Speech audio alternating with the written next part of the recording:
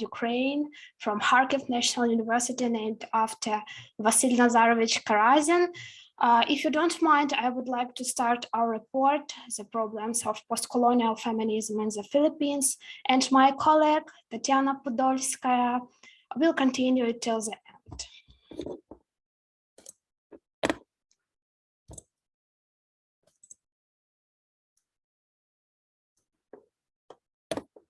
Can you see my presentation?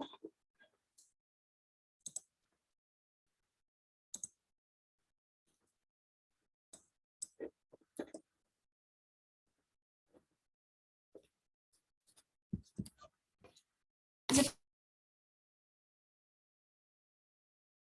intersection of multiculturalism, gender philosophy, and minority theory, the problem of cultural integration of minorities into the space of the European and American majorities has been actually discussed over the last 30 years. These issues concern overcoming the status of otherness in all spheres of their lives, as well as the formation of a multicultural and democratic society. Postcolonial philosophy appeared the women and the gender played an important role in the concept of Orientalism by Said. If the West embodied the image male, center, hegemony, and East logically reproduced metaphors of female, secondary, non-normative, and subordinate. Said's central opinion was that the relation between the West and the East are formed within the binary opposition-centered periphery, with cultivated in society and politics, and is represented in literature. The popularity of postcolonial theory, including postcolonial feminism. Some philosophers as Said, Spivak, Bhabha, Mohanram, Stavrakakis developed the postcolonial ideas, but in the Philippines, the theories are fragmented. The topicality of our study is in the uncertainty of the status of postcolonial feminism in the Philippines, a country that has suffered from Western colonial policies and American domination. The purpose of our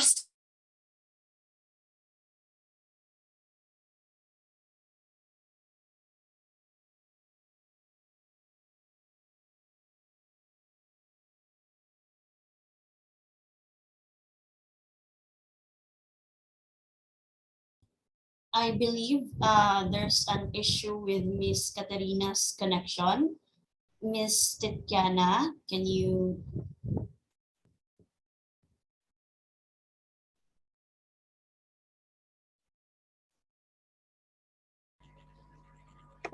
Okay, dear colleagues, I hope I can continue. My colleague Katerina has something with his connection. Do you hear me? Yes, yes, we can hear you. Okay. Now, one moment. Sorry.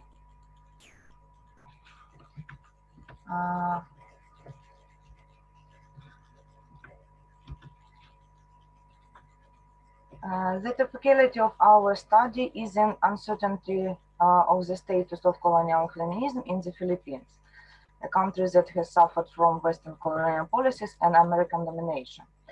The purpose of our study is to outline the key issues and characteristics of feminism in the Philippines. The research objectives are: first, to consider the ideas of postcolonial feminism as a direction. The second one, to analyze the ideas of Philippine postcolonial feminism. And the last one, to define the Philippine postcolonial feminism in the aggregate of its ideological orientation. The novelty of the work is a comprehensive analysis of the historical, cultural, and ideological characteristics of postcolonial feminism in the Philippines. Here are some problems that have become the subject of analysis of postcolonial feminism in the Philippines. The origins of patriarchy in the Philippines. The second one, the visibility of Filipino women in various fields, politics, society, culture, and heterogeneous visibility of their problems. The domestic and sexual violence against women, labor, exploitation in the family, and moral oppression. Is LGBTQ and U problematic phenomenon for Filipino society or not? The rise and spread of the sex industry in the Philippines, the fate of the children of the white men, their embodied generation. What about the place of postcolonial feminism among other areas of feminism? We want to say that the first direction that developed during the French Revolution was liberal feminism, or it names classical feminism. But we should underline that liberal feminism has focused on the problems of white women in Western Europe, definitely. In contrast to liberal feminism, the ideas of postcolonial feminism are based on such principles as first, acceptance of cultural differences and racial diversity. Also, cultivation of non-ethnocentric consciousness. Also, attention to marginal identities, equalities of all people, deconstruction of cultural stereotypes and discursive practices.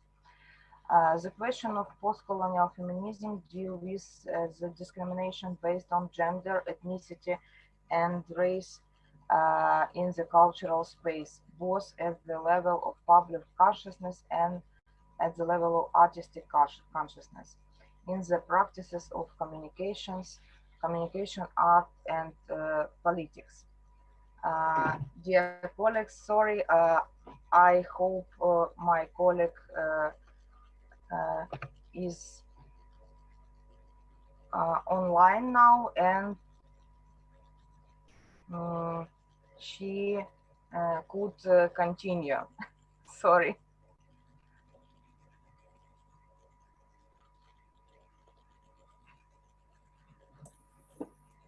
I'm sorry, I had problem with internet. Can I continue my report? Again.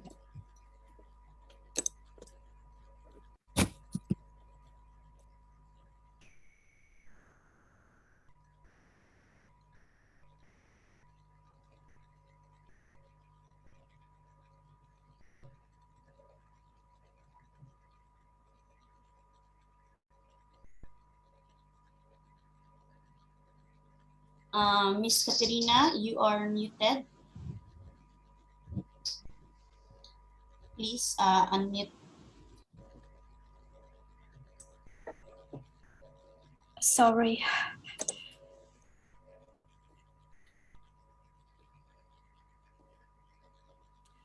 To the problems of postcolonial feminism that we highlight include the following: the origins to patriarchy in the Philippines, the visibility of Filipino women in various fields, politics, society, culture, and heterogeneous visibility of their problems, the domestic and sexual violence against women, labor exploitation in the family, and moral oppression, the LGBTQ and problematic phenomenon for Filipino society or not, the rise and spread of sex industry in the Philippines, the fate of the children of the white men, the abandoned generation.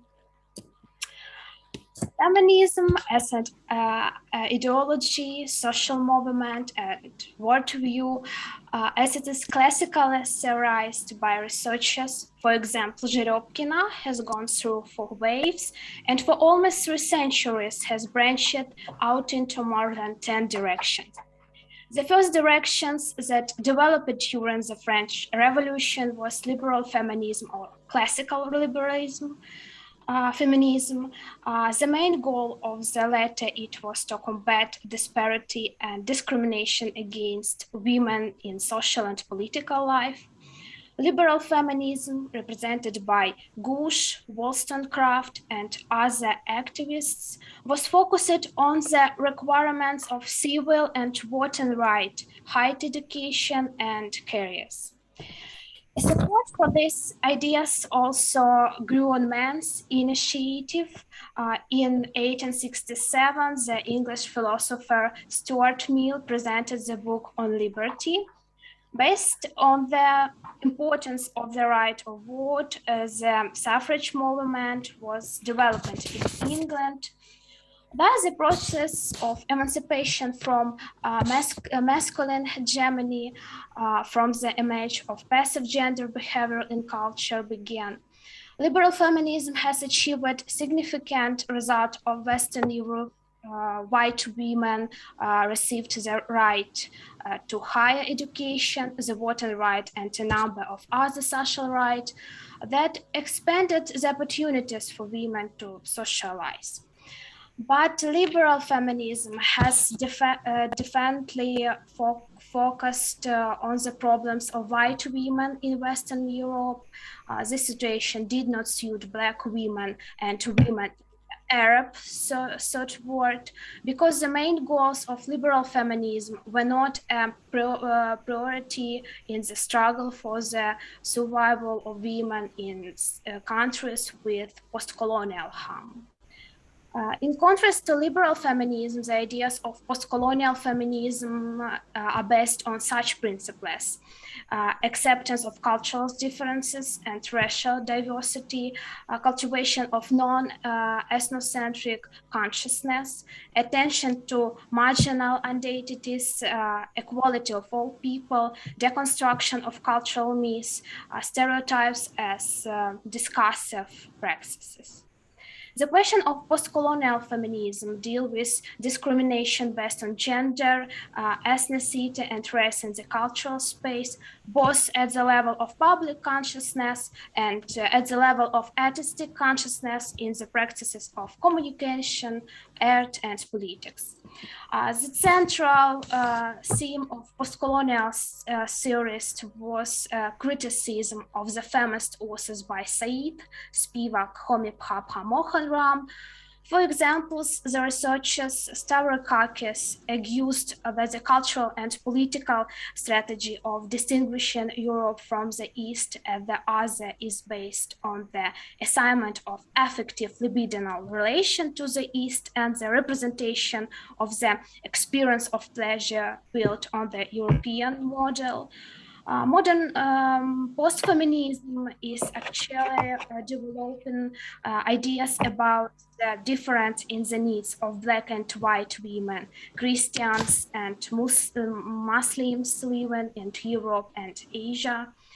Such cultural diversity requires appropriate cultural reflection, but in fact, different racial, gender, and religious subjectivities unequally and hierarchically reflected in cultural forms. The white Christian masculine subject is marked positively, and a non-white, not masculine other can be marked as ambivalent and or negative. A similar situation exists in culture regarding the representation of the national or racial other. This problem, as well as description and cultural asymmetry, is actively discussed in many scientific and journalistic publications in Europe and in the United States of America, for example, Der Spiegel, Focus, Damals, etc. The famous postcolonial theorist Gayatri Spivak devoted her work Can the Oppressed Speak, the issue of sexual enslavement, restrictions on the basic sex and social rights of Eastern women.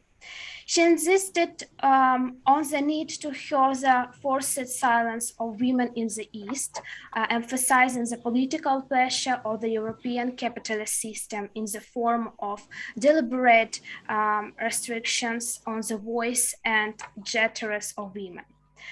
Philosophical reflections of Spivak have become classical of postcolonial feminism, criticizing Indian tradition and drawing attention to the problems of sexual violence, women's silence, including the cruelty of the sati rite, self-immolation of Indian widows.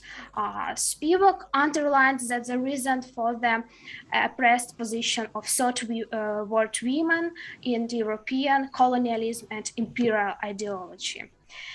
Considering the position of women in India, Spivak determined that it is a Western style of thinking that allows us to consider the East and Eastern women as signifying the other. If patriarchy as a form of power is more organically intertwined with Indian culture and Hindu tradition, then patriarchy in the Philippines is the result of Spanish colonial policy. Since before the colonial conquest, the Filipino culture was matriarchal, and this fact did not pose a problem. Scott Douglas Jacobsen and Daniela Erica Hill point out that Filipino women in the pre-colonial period were able to live more freely than women from other colonized peoples. In the pre-colonial Philippines, men and women had equal status and rights, and many aspects of Filipino family life were matriarchal. The perception of women as the property of men, the church, and the state come to the Philippines along with the colonial policy of the Spanish conquistadors. The influence of the Roman Catholic Church was fueled by a misunderstanding of the traditional power and freedom of women in the Philippines. Naturally, this was a threat to Western patriarchal culture. Our project will be continued by my colleague Tetiana.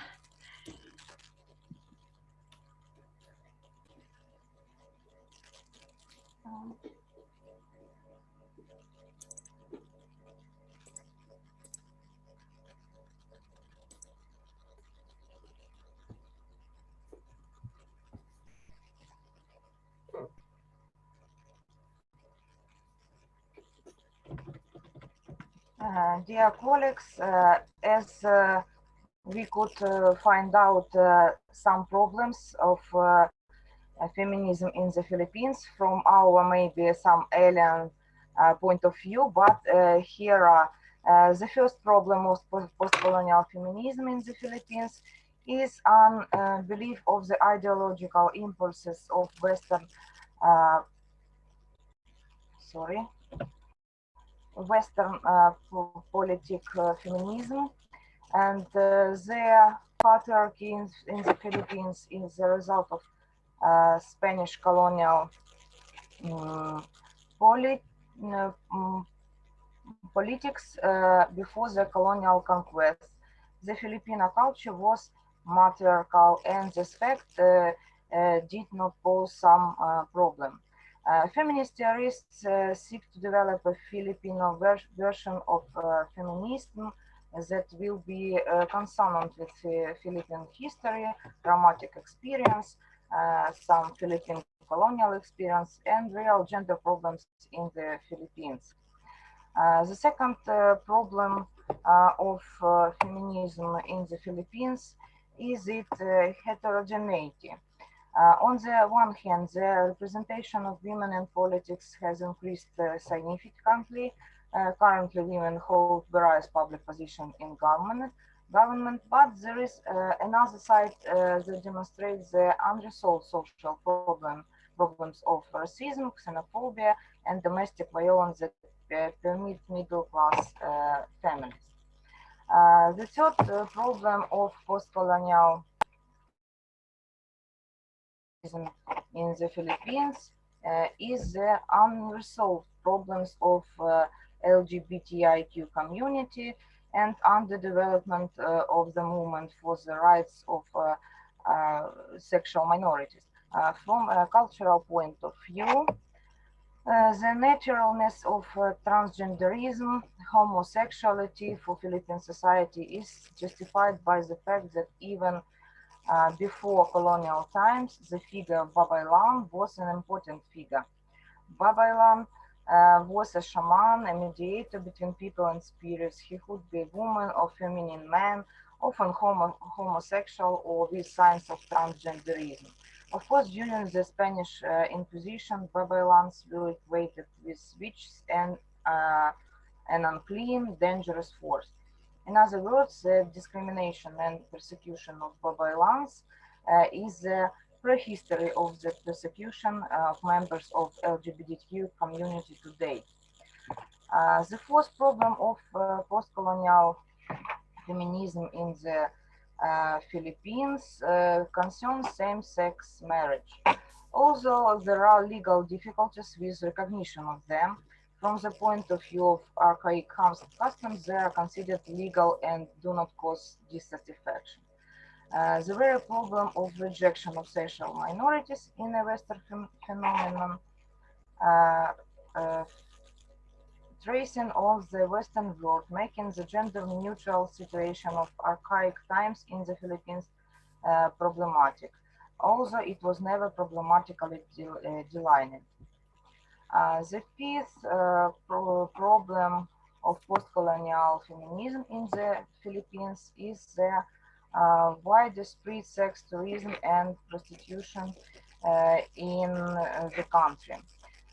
The problem of sex tourism is important because today it has become a social problem due to a large number of um, abandoned children born of Filipinos from male tourists, including white men.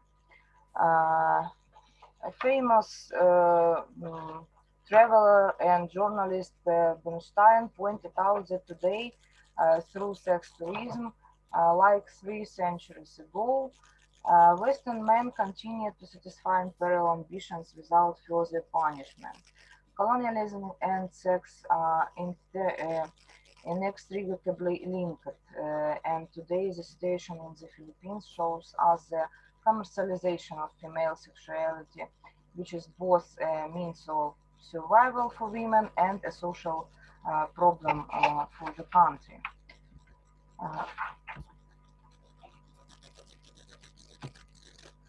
Uh, Here are our conclusions. Based on the text of theorists, we can say that Philippine postcolonial feminism represents program of reform not only the political and civil rights of women, but also human rights in general. The feminist movement in the Philippines developed within a framework of nationalist democratic movement while avoiding ties with the Western type of patriarchy artificially instilled in the Philippine consciousness during the Spanish colonialism. In general, post-colonial feminism is of great importance in rehabilitating the status of those women who have historically been considered marginal because of their affiliation with a particular race, nation, class, or skin color. The Philippine post-colonial feminism project is based primarily on the sexual and domestic violence, the rehabilitation of Filipinos belonging to different social strata living in cities and villages.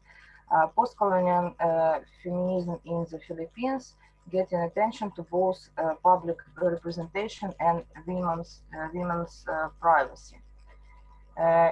Equally sensitive is the issue of the status of acquisition of LGBT rights in the Philippines, also in traditional Filipino culture, rooted in the Babaylan's phenomenon, homosexuality, transsexuality, and transvestism were not considered pathological or abnormal conditions.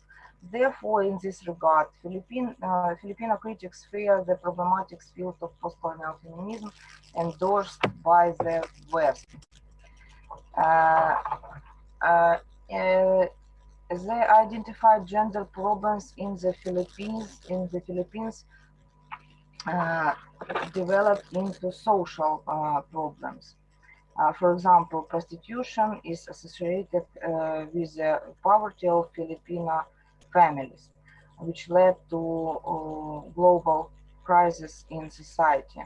Therefore, these issues should be discussed not only by feminist activists, but also by government agencies. Thank you.